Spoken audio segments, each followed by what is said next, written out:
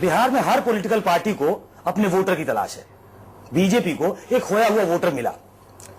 आज शत्रुघ्न सिन्हा बिहार में वोट डालने आए। चलिए शत्रुघ्न, वोट तो डालने आए आप, कम से कम बधाई हो, लेकिन मैं हर बार आता हूँ। आज बड़ा संशय था कि नहीं आएंगे आप, नाराज है पार्टी से आप। ना ना, मैं पार्टी से, मैं तो कुछ उल्टा सुन रहा हूँ कि मेरी पार्टी मुझसे नाराज है। घर के अंदर 4 बर्तन ढंढनाते हैं तो सुना ढंढनाहट की खबर से वो लोग मुझसे नाराज है। मैं तो नाराज नहीं हूँ। मैं तो हमेशा कहता हूँ क्षमा बड़न को चाहिए, छोटन को उत्पात। ये लोकल लीडर्स यहाँ के कुछ जो हैं अपनी हरकतों से ऐसा किया कि मैं यहाँ नहीं आ सका, और मुझे इस बात की चिंता होती रही कि अगर नहीं आ रहा हूँ तो कम से कम मेरी बातों का खामियाजा तो नहीं भुगतना पड़ेगा। चाहे उनकी हरकतों से बिहार के लोगों, भारतीय जनता पार्टी के खामियाजा नहीं भुगतना पड़ेगा। और अगर ऐसा हुआ तो मुझे बहुत अफसोस होगा। लेकिन तो आप हिंट कर रहे हैं कि आपके नहीं आने का, बिहारी बाबू के नहीं आने का खामियाजा भुगतना पड़ सकता है? पड़ सकता है, मैंने ऐसा नहीं कहा कि पड़ेगा। जनता के बीच से रिकॉर्ड मार्जिन से जीत कर आया हूं। उसको अगर आप इस तरह दरकिनार करेंगे तो आपको नहीं भूलना चाहिए कि उनके भी लाखों समर्थक हैं, उनके भी प्रशंसक हैं, उनके दिलों को भी तकलीफ होगी। आज ही मैंने पटना में सुना कुछ जगह लोग जो जाना चाहिए था लेकिन नहीं गए वोटिंग बूथ पे, जिस तादाद में जाना चाहिए था, और उन्होंने कहा कि नहीं, जिस तरह से आपने बिहारी बाबू के साथ ये किया है तो, लेकिन मैंने कहा कि नहीं, ये गलत बात है। लेकिन एक आदमी को खासकर दरकिनार किया, जिसको बुलाया, किसको बुलाया, सबको बुलाया, सबका अनाउंसमेंट किया, सबको आपने निमंत्रित किया, और आपने शत्रुघ्न सिन्हा को, बिहारी बाबू को, कई लोगों की नजरों में ओरिजिनल बिहारी बाबू, उनको आपने अलग थलग करके रखा।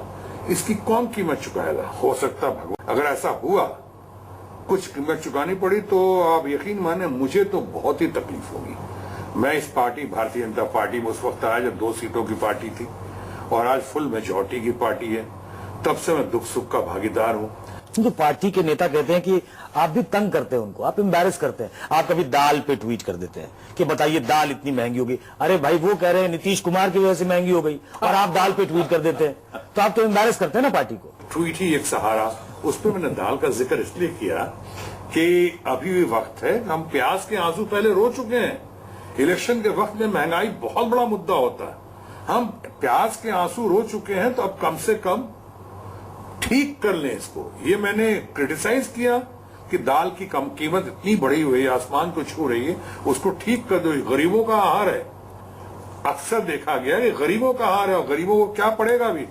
तो अगर मैंने इसे कहा तो ये मैंने क्रिटिसाइज किया कि एक हमने भाई के नाते, दोस्त के नाते एक कंस्ट्रक्टिव। तो फोन उठा के भी तो कर सकते हैं आप ट्वीट करके क्यों बताते हैं? आपका कोई झगड़ा तो हुआ नहीं, कोई नो एंट्री का बोर्ड तो लगा नहीं कहीं? ना, आप जाके कह देते। जाके किसको कहता? अरे अमित शाह को कह सकते हैं, आप प्रधानमंत्री को कह सकते हैं। वाह, आपको कोई नहीं जानते क्या? अगर वो कहने के बाद तो है। अगर आपने मुझको रोक के रखा है, इलेक्शन के टाइम में कोई टेलीफोन से बात करता है, इलेक्शन के टाइम में कोई जाके अलग से बात करता है। अरे भाई, इलेक्शन की घड़ी है, आप तरह तरह की बातें कर रहे हैं, तो मैं कह रहा हूं इसको ठीक करो। तो हेल्दी क्रिटिसिज्म है। अभी कई लोग बोल रहे हैं कि आपने जंगल राज कहा, बंद करो। मंगल राज कैसा हो आपका, इस पे आपने ट्वीट किया कि हमारा मंगल राज कैसा हो, वो रोड मैप पेश करो। क्या बुरा है इसमें? आज जंगल राज की बात कई लोग भूल चुके हैं। वो कई तरह फर्स्ट टाइम वोटर्स हैं। जंगल राज था कि नहीं?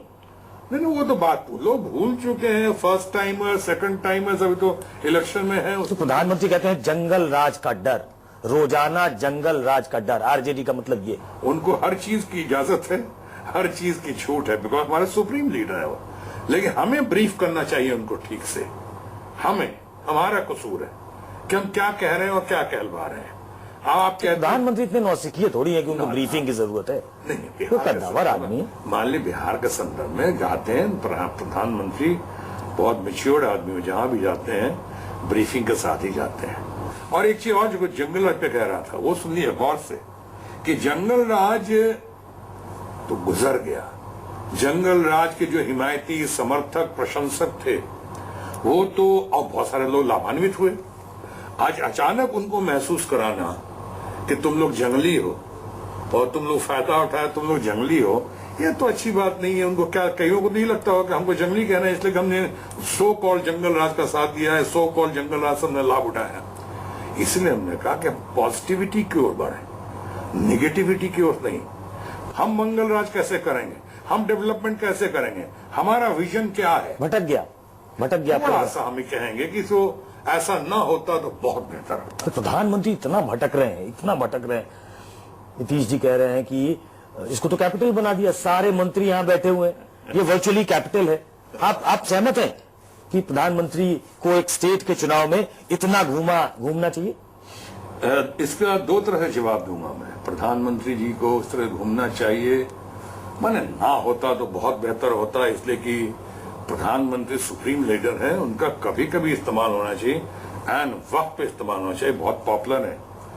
इस तरह से अगर हम उनका यूज करेंगे, इस तरह से बताइए, गांव गांव कस्बे कस्बे भेज रहे हैं उनको, और जहां जहां जा रही इतनी रैली है तो कभी रैली कैंसिल कर देते हैं हम, या फिर इतनी रैली करते हैं उनकी कि साहब लोगों के होश उड़ जाते हैं, क्या हो रहा है। इसलिए मैं कहूंगा, एक तो ये जवाब। दूसरा, जिस तरह कहा ना कैपिटल हो गया बिहार, तो मैं कहूंगा क्या किया जाए। चुनाव में, जंग में, प्यार में हर चीज जायज है, सब कुछ सही, everything is fair in love and war and elections. अगर मान लीजिए रिजल्ट मन मुताबिक नहीं आए और प्राइम मिनिस्टर इतनी रैली कर रहे हैं, आप उसको रेफरेंडम मानेंगे कि नहीं? अब रेफरेंडम की बात तो नहीं करता मैं, कि उतना एक्सपर्ट नहीं हूं, लेकिन हाँ, प्रधानमंत्री की छवि पे भी अनफॉर्चुनेटली इसका थोड़ा असर जरूर पड़ेगा। ये जो भाषा की मर्यादा टूटी है इस बार, और आप इसके बड़े समर्थक रहे कि आपको पॉलिटिकल फो है, आप एडवर्सरी, पॉलिटिकल एडवर्सरी होता है। अब प्रधानमंत्री भी कई बार लगता है आपको फंबल कर जाते हैं क्या? बेटे के बारे में, बेटी के बारे में प्रधानमंत्री की टिप्पणी, आपको लगता है कि ये इस लेवल पे जाना चाहिए? नहीं, मैं अभी थोड़ी पहले मैंने कहा कि उनके ऊपर मैं कोई टीका टिप्पणी नहीं करूंगा, इसलिए प्रधानमंत्री हमारे सुप्रीम लीडर। सब पे तो कर देते हैं आप। सुनिए, प्रधानमंत्री हमारे सुप्रीम लीडर हैं, वो हम सबों के भारतीय जनता पार्टी के लीडर। लेकिन हाँ, साथ साथ ही जरूर कहना चाहूंगा कि हम सबों को, मंत्री हो कि संतरी हो, इलेक्शन की घड़ी हो या कोई सोशल मूवमेंट हो, अपनी भाषा का, शब्दों का चयन और भाषा की मर्यादा का जरूर ख्याल रखना चाहिए। अब चूंकि आपको राष्ट्रीय राजनीति में ज्यादा रुचि है, तो 2-3 सवाल मैं राष्ट्रीय स्तर पे जो घटनाएं हुई उस पर पूछ लेता हूं। अरुण शौरी, आपके भी बड़े अच्छे मित्र हैं, आप तो साथ मंत्रालय मंत्रिमंडल में रहे वाजपेयी जी के। अरुण शौरी जी ने कहा कि ये सरकार जो है इकोनॉमी तो मैनेज कर नहीं पा रही है, हाँ हेडलाइन मैनेज कर पा रही है। तो ठीक कहा उन्होंने। देखिए, मैं इस बात पे गौर से नहीं गया हूं, लेकिन कम से कम अप्रिशिएट करता हूं अरुण शौरी को कि बहुत ही विद्वान, बहुत विद्वान, परम विद्वान व्यक्ति हैं। देखिए, अभी मैंने कहा कि ऐसा नहीं कि जो कहें और मैं उसको मुकर जाऊं, चाहे आज कोई भी कुछ कहे, आज कोई कह दे रहा है जवाब में कि नहीं नहीं अरुण शौरी आज बीजेपी के नहीं है ये, और बीजेपी के नहीं है, टेक्निकली उनका नाम नहीं है, हमने रिन्यू नहीं करवाया। ये कोई टेक्निकली नहीं है, इसका मतलब क्या हुआ?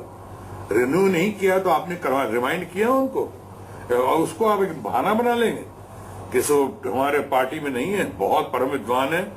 और दूसरी बात, अरुण शौरी ने कहा कि हेडलाइंस क्रिएट कर देते हैं, हेडलाइंस मैनेज कर लेते हैं, इकोनॉमी मैनेज नहीं करते। इकोनॉमी मैनेज नहीं कर पाते। देखिए, मैं तो कहूंगा सेंस ऑफ ह्यूमर का मैं बहुत कदर करता हूं, और मैं अपने अरुण शौरी जी के सेंस ऑफ ह्यूमर का, उनकी विद्वता का कदर करता हूं और सलाम करता हूं। तो विद्वान आदमी, तो उन्होंने एक बात और कही है, उन्होंने कहा कि ये weakest prime minister office ever, weakest ever prime minister office है।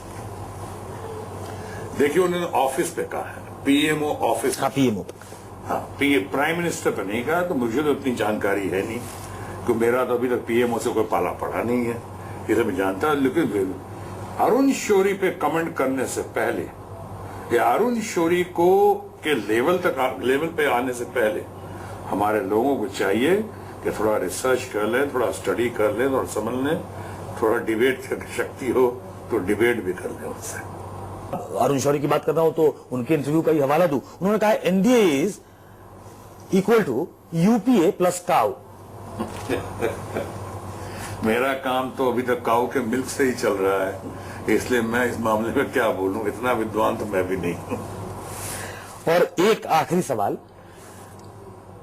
जो हर बार आपसे पूछा जाता है, और शायद आपको डर नहीं है या आपने कुछ प्लान कर रखा है कि ये नहीं तो ये, आपके तो दोनों हाथ में हो सकता है लड्डू हो, इसलिए भी नहीं डरते हो आप कि पार्टी के खिलाफ आप लगातार बोलते हैं, या पार्टी को जिसको आप कहते हैं चेताते हैं, वो कहते हैं ये खिलाफ बयानबाजी हुई, सोर्सेस के हवाले से खबर भी आती है, कार्रवाई भी हो सकती है। अगर मान लीजिए कि पार्टी ने सोचा कि कार्रवाई करेंगे आप पे, क्योंकि पार्टी के आग्रह का मानना है कि बहुत दिया उनको भाई, राज्यसभा भी दिया 2 बार टिकट दिया लोकसभा का, अब क्या चाहिए उनको, किस बात की नाराजगी है? तो कहीं आपको लगता है क्या कार्रवाई भी हो जाएगी आपके खिलाफ? पहली बात तो देखिए, मैं भारतीय जनता पार्टी में किसी के एहसान तले नहीं हूं। मैं भारतीय जनता पार्टी में देन हूं तो भारतीय जनता पार्टी के फ्रेंड, फिलोसफर, गाइड, गुरु और अल्टीमेट लीडर, शीर्ष पुरुष लाल कृष्ण आडवाणी जी का। मैं उनकी वजह से पार्टी में आया। मैं राज्यसभा में नहीं जा रहा था। उन्होंने कहा कि नहीं, ये बहुत हो गया, आप पार्टी कैंपेन कर लिए, अब आपकी राज्यसभा में आवश्यकता है, और इसलिए आवश्यकता है कि अब आप पूरे देश में घूम सकें। कि एक्शन की बात जब होती है तो सही मायनों में मेरे खिलाफ एक्शन क्यों? सही मायनों में पब्लिक फिगर के साथ एक सामने लोकसभा से रिकॉर्ड मार्जिन से जीता हुआ आदमी, उसके खिलाफ आप एक्शन लेंगे? एक्शन तो उनके खिलाफ लेना चाहिए जिन्होंने राह में रोड़े अटकाए, हर कदम पे रोड़े अटकाए, इन लोगों के खिलाफ। और इनको अगर इसमें से जो लोग हैं अभी यहाँ पे, इनको अगर आप कह रहे हैं कि यहाँ पे इनसे सवाल जवाब हो, लेकिन अगर फिर भी आपको लगता है कि नहीं, मैं ही गुनहगार हूँ, दिल्ली का चुनाव जो हमारे ह्यूमिलेटिंग डिफीट हुई उसमें कोई गुनहगार नहीं था, उसमें किसी को सजा नहीं, ये यूपी का हारे कोई गुनहगार नहीं, किसी को सजा नहीं, हिमाचल में हारे कोई गुनहगार नहीं, किसी को सजा नहीं, और बार बार होता था उसके बाद एक्शन लिया जाएगा, एक्शन नहीं लिया गया। तो सारी महफिल में अकेला मैं गरीब और शरीफ और बेदाग छवि का इंसान मैं ही मिला हूं कि मेरे खिलाफ एक्शन लेंगे। और एक्शन लेंगे तो क्यों लेंगे? क्या किया, क्या गलत किया? अगर किसी को आईना दिखाना, अपनी पार्टी का भला चाहना, अपनी पार्टी के ग्रोथ के लिए मुझको अगर करना है तो ठीक है, आपकी मर्जी है। मेरे तरफ से no demand, no command, no complaints and no expectations.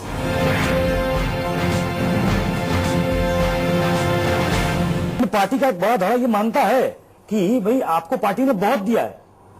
अब वो तो अपने को क्या कहते हैं, खुश करने व गालिब ख्याल अच्छा है। मुझे बहुत दिया है। एक राष्ट्रीय अंतर्राष्ट्रीय ख्याति प्राप्त व्यक्ति जो अपनी जवानी में, जो अपने लोकप्रियता के शिखर पे जो रहते हुए बगैर किसी भावना की, यानी बगैर किसी कोई डिमांड के राजनीति में आ गया, और वही इनसे नानाजी देशमुख, जयप्रकाश नारायण जी, अटल बिहारी वाजपेयी जी और लाल कृष्ण आडवाणी जी से बहुत सीखता हुआ आज सामने, आज उसके बारे में ये कहा जा रहा है कि बहुत कुछ दिया है।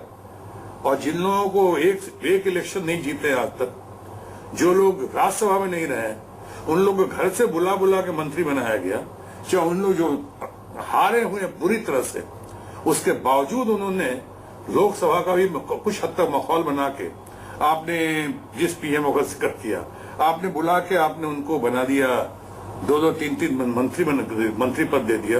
वो सही है। वो उनको जेटली जी की बात कर रहे हैं। हाँ? जेटली जी की बात कर, मैंने सुना कि उन्होंने मेरे बारे ऐसा कहा। मैं जेटली जी का नाम नहीं लेना चाहता हूँ कि जेटली जी मेरे दोस्त भी हैं, और मैं अपने दोस्त के बारे में नहीं कहता हूँ। जो सुना है उन्होंने ऐसा कहा, उन्होंने सुना पिछली बार कह दिया कि वो याकूब मेनन के लिए मैंने मर्सी पिटीशन साइन किया था। मैं कहाँ साइन किया था? देख तो लो, मैंने साइन किया, मेरी छवि को और कुछ नहीं मिल रहा है, तो तरह तरह से बात निकाल रहे हो आप। देख लो ना, मैंने किया था नहीं किया था, वेरीफाई कर लो, मुझसे पूछ लेते फोन। अभी आपने कहा था फोन करके, हमसे फोन करके पूछ लेते, उन्होंने सीधा स्टेटमेंट दे दिया। तो कोई दूसरा रास्ता देख सकते हैं क्या? नहीं। पहली बात तो मैंने कहा कि भाई पहली और आखिरी पार्टी है, और पहली और आखिरी बार पार्टी में, भारतीय जनता पार्टी में शामिल हुआ। लेकिन अगर आप जो कह रहे हैं और वो बात कहीं सच निकल जाए, जो आप लोग कहते हैं, मैंने तो कहीं किसी भी अथॉरिटी से ये बात नहीं सुनी है, और अफवाहों का मैं ज्यादा रिएक्शन नहीं देना चाहता हूं। लेकिन अगर हाँ, कल ऐसा हुआ तो ऑप्शन तो बहुत हैं। ऑप्शन मतलब ये नहीं कि किसी पार्टी में ज्वाइन करूंगा, हम तो इंडिपेंडेंट भी खड़े हो सकते हैं। जो रिकॉर्ड मार्जिन से जीता हुआ आदमी एक बार नहीं बल्कि 2 बार, तो इंडिपेंडेंट भी खड़े हो सकते हैं। बहुत लोग पिया खींचे हुए बंधे हुए चले आएंगे, बहुत लोग समर्थन दे देंगे, बहुत लोग प्यार दे देंगे, बहुत लोग सम्मान दे देंगे। तो ऐसा तो कुछ नहीं है। इसलिए अब बंद करो ये नाच गाना, खामोश। खामोश रहने के लिए कह दिया। मुझे नहीं कहा है, जिनको कहा है उनको समझना चाहिए। बहुत शुक्रिया। होगी किसी और शख्सियत के साथ मुलाकात।